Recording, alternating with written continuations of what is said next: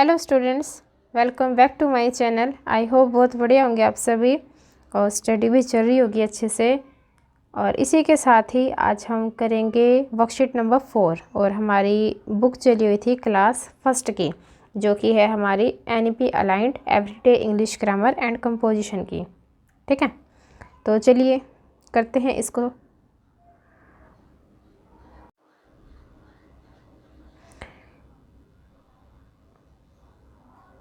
हमारी 3 तक हो चुकी हैं वर्कशीट एंड अब हम करेंगे 4th वाली। इसके अंदर दिया हुआ है filling the blanks correctly with the words given in bracket. जो आपको ब्रैकेट में दिया हुआ है ना, उसी की हेल्प से आपको ये फिलिंग द ब्लैंक्स फिल करने हैं।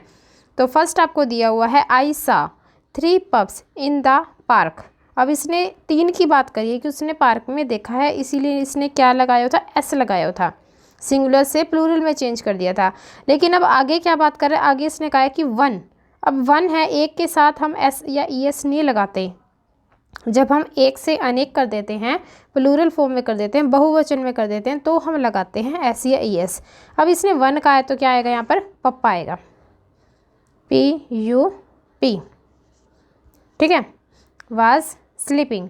Next one is there were 4 oranges in the kitchen. मतलब कि अब इसने कहा है कि 4 हैं संतरे, इसीलिए इसने क्या लगा रखा था, एस लगा रखा था।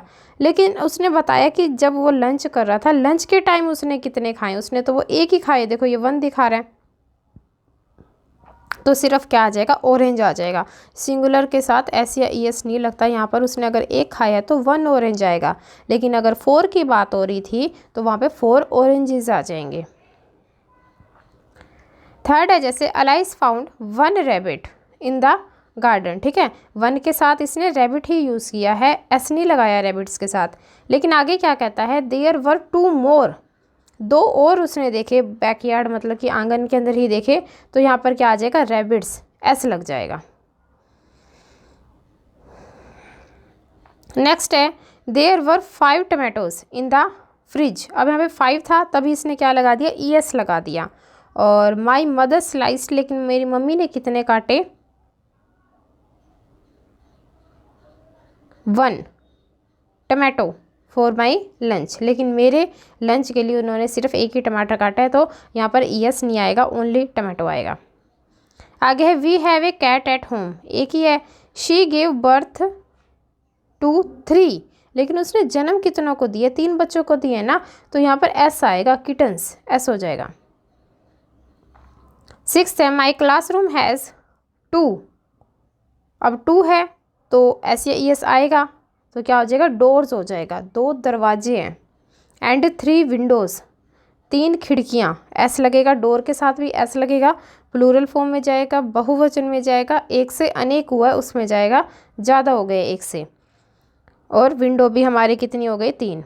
और इसी के साथ ही A पार्ट कंप्लीट होता है। और अगर आप न्यू हैं मेरे चैनल पे तो प्लीज़ एज ए मोटिवेशन के लिए लगा लो कि सब्सक्राइब करना कंपलसरी है, क्योंकि मैंने नोटिस किया है कि सिर्फ वीडियो देखते हैं और चले जाते हैं, सब्सक्राइब नहीं कर रहे आप, तो ज़रूरी है सब्सक्राइब करना भी।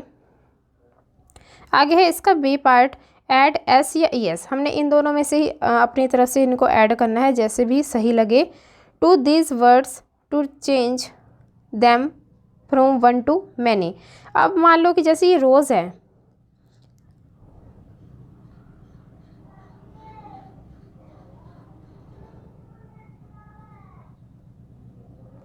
अब रोज़ है, इसके अंदर E तो दिया ही हुआ है।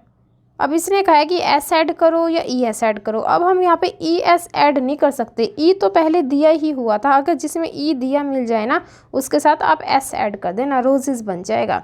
जहाँ पर ना दिया मिले वहाँ पर ES दोनों लगा दिया करो। ठीक है, मतलब कि हमने ओवर नहीं करना है इसके अंदर कि उसने कह दिया तो कंपलसरी लगाना है, ऐसे नहीं होता।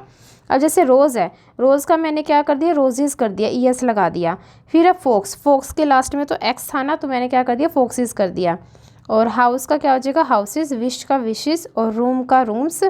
अब ये ड्रेस, ये देखो ES लगाना पड़ेगा। क्यों लगाना पड़ेगा, कई बच्चे क्या करते हैं, ये देखो ड्रेस हो गया, इसके अंदर पहले से ही डबल S है।